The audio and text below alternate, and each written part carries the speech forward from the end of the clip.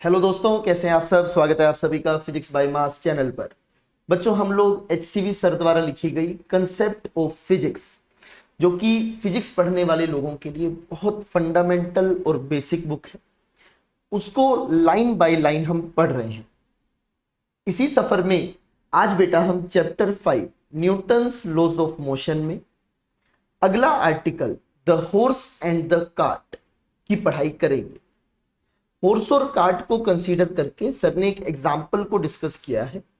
कैसे डिस्कस किया है, आइए बेटा इसे समझने की कोशिश करते हैं। A good example which illustrates the ideas discussed in this chapter is the motion of a cart pulled bye a horse. कि पूरे चैप्टर में आपने जो भी पढ़ा, अब सर उसे कंक्लूड करने जा रहे हैं। कंक्लूजन के लिए एक एग्जाम्पल लिया, एक घोड़ा और एक गाड़ी का। Suppose the cart is at rest when the driver whips the horse. अभी रेस्ट पर है और अब आपने वहां पर घोड़ों को तेजी से भगाने के लिए चाबुक मारा होगा या कोई भी प्रोसेस की। अब जो ड्राइवर है, जो कार्ट को चलाना चाहता है, हॉर्स को चलाना चाहता है, उसने प्रोसेस स्टार्ट की, एक्सेलरेट करने की कोशिश की। The horse pulls the cart and the cart accelerates forward. The question posed is as follows. किस किस की हम बात करने वाले हैं।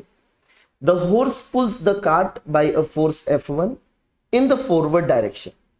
From the third law of motion, the cart pulls the horse by an equal force F2, which is equal to F1 in the backward direction. Horse ने गाड़ी को खींचा F1 से, गाड़ी ने घोड़े को खींचा F2 से। The sum of these forces is therefore 0, जैसा आप देख सकते हैं।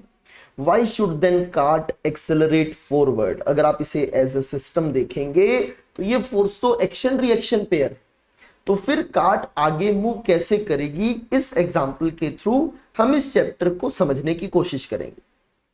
Try to locate the mistake in the argument. आपने यहां पर जब इन दोनों को मिलाकर एक सिस्टम माना तो बेटा आप ग्राउंड को भूल गए। सबसे बड़ी मिस्टेक तो यही है। According to our scheme, we should first decide the system. सीधा कंक्लूजन पर जंप ना करें। 4 स्टेप्स आपको सिखाए गए थे। सबसे पहले सिस्टम माने, देन फोर्सेस आइडेंटिफाई करें, देन एफबीडी बनाएं और लास्ट में इक्वेशन लिखें। आप सीधा फोर्सेस पर चले गए, मत जाइए। सबसे पहले सिस्टम डिफाइन कीजिए। We can take the horse as the system or cart as the system or the cart and horse taken together as the system. ये आपकी इच्छा है। जैसे अभी के लिए suppose you take cart as the system, then the forces on the cart, second step identify the forces should be listed and the forces on the horse should not enter the discussion. सिर्फ cart पर लगने वाले forces की बात होगी, जिसमें the force on the cart is F1 in the forward direction and the acceleration of cart is also in the forward direction. How much is this acceleration? Take the mass of the cart to be the m of c, that is cart का mass यहां पर लिख रहे हैं। Is the acceleration of the cart is F1 by mc? क्या ऐसा बोल सकते हैं in the forward direction? Think carefully, we shall return to this question. सोच लीजिए, क्या आपने कार्ट पर सारे फोर्सेस लिखे हैं? क्या F1 ही एकमात्र फोर्स है जो कार्ट पर लग रहा है क्या? चलिए इस डिस्कशन को आगे लेकर जाते हैं, तब तक आप इस सवाल का जवाब सोचिए। इसके बाद सर कहते हैं now let us try to understand the motion of the horse. Horse को सिस्टम मानिए। This time we have to consider the forces on the horse. The forward force F1 by the horse acts on the cart. Horse ने cart पर लगाया, इसकी बात FBD में नहीं होगी, and it should not be taken into account when we discuss the motion of the horse. Horse पर force लगाएगी कार्ट F2, उसकी बात हम करेंगे। The force on the horse by the cart is F2 in the backward direction. Why does the horse go in forward direction when whipped? तो जब चलने कहा गया तो घोड़ा आगे क्यों चला जबकि उस पर कार्ट का फोर्स तो पीछे है? इस बात को अब हम सोचना शुरू करते हैं। The force exerts a force on the cart in the forward direction and hence the cart is accelerated forward. But the cart exerts an equal force on the horse in the backward direction. Why is the horse not accelerated in the backward direction, मतलब हमारे discussion में अभी तक कुछ गलती है जिसे हमने नहीं देखा।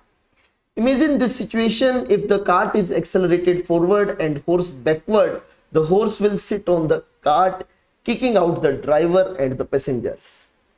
सही बात है, अगर कार्ट आगे गई घोड़ा पीछे आया तो यहां बैठे हुए लोगों को ये बाहर निकाल देगा, जबकि ये नहीं होना चाहिए। तो सर यहां पर एक जोकिंग वे में, एक मजाक के तरीके में बता रहे हैं, imagine this situation if the cart is accelerated forward and horse backward, the horse will sit on the cart kicking out the driver and the passenger, जबकि ऐसा नहीं होता है। वेयर आर वी रोंग, शायद हमने फोर्सेस सही आइडेंटिफाई नहीं किए। We have not considered all the forces acting on the horse. भैया वो जमीन पर है तो जमीन ने, ग्राउंड ने जो फोर्सेस लगाए वो तो आपने लिखे ही नहीं। तो आगे सर कहते हैं the road pushes the horse by a force P, जिसे आप यहां पर भूल गए थे। तो यहां पर आपने एक बहुत जरूरी फोर्स तो मिस ही कर दिया कि force P which has the forward component, कि यहां पर ग्राउंड की वजह से एक कॉन्टेक्ट फोर्स लग रहा होगा, जिसका एक हॉरिजॉन्टल फोर्स आगे की तरफ आएगा और एक वर्टिकल फोर्स ऊपर की तरफ। This vertical force will be normal and forward force will be the friction. This force acts on the horse and we must add this force when we discuss the motion of the horse. अगर आप ground का force consider नहीं करेंगे, मतलब आपने सारे forces नहीं देखे, तो आप मोशन एनालिसिस नहीं कर पाओगे बच्चा। The horse accelerates forward if the forward component F of the force P exceeds F2, कि अब अगर आप इस फोर्स को देखें तो आगे लगने वाला फोर्स पीछे काट का जो फोर्स F2 है उससे ज्यादा होना चाहिए। अगर ज्यादा हो गया तो हॉर्स आगे चलेगा। इसमें the horse accelerates forward if the forward component F of the P exceeds F2। The acceleration of the horse, अब आप लिख सकते हैं F minus F2 by mh। mh is mass of horse. We should make sure all the forces acting on the system are added. Note that the force of gravity acting on the horse has no forward component. Even mg और ऊपर की तरफ लगने वाला component आपस में balance हो जाएंगे। Going back to the previous paragraph, the acceleration of the cart may not be F1 by mc, क्योंकि सिर्फ F1 नहीं लगेगा और जो टायर है, जो व्हील है, उन पर भी कॉन्टेक्ट फोर्स आएगा और उन कॉन्टेक्ट फोर्स का एक बैकवर्ड डायरेक्शन में कंपोनेंट आएगा बेटा। यहां पर the road exerts a force Q on the cart which may have a backward component F dash. Total force on the cart is F1 आगे, F डैश पीछे। The acceleration of the cart is then A is equal to F1 minus F dash by mc, total force upon total mass in the forward direction। अब क्योंकि दोनों साथ में चलेंगे, the forces F and F dash are self adjustable. Friction है, friction chapter में और ज्यादा डिटेल में इसके बारे में बात होगी। And they so adjust their values that, कैसे एडजस्ट करें ताकि दोनों एक्सेलरेशंस बराबर हो जाए। The acceleration of the horse and the cart are equal in magnitude and direction and hence they move together। इसलिए जो सर ने यहां बोला था कि अगर हॉर्स पीछे आएगा तो वो पैसेंजर्स को हटाकर खुद बैठ जाएगा, ये पॉसिबल नहीं है। हॉर्स और कार्ट दोनों एक साथ सेम डायरेक्शन में, सेम मैग्नीट्यूड ऑफ एक्सेलरेशन से आगे बढ़ेंगे। So once again we remind you that only the forces on the system are to be considered to discuss the motion of the system and all forces, सबसे जरूरी बात, कोई force miss नहीं होना चाहिए, all forces acting on the system are to be considered, only then apply F is equal to ma। उम्मीद करता हूं बहुत अच्छे से इस एग्जाम्पल के थ्रू HCV सर और उनके थ्रू मैं आपको ये पूरा आर्टिकल, पूरा चैप्टर समझा पाया हूंगा।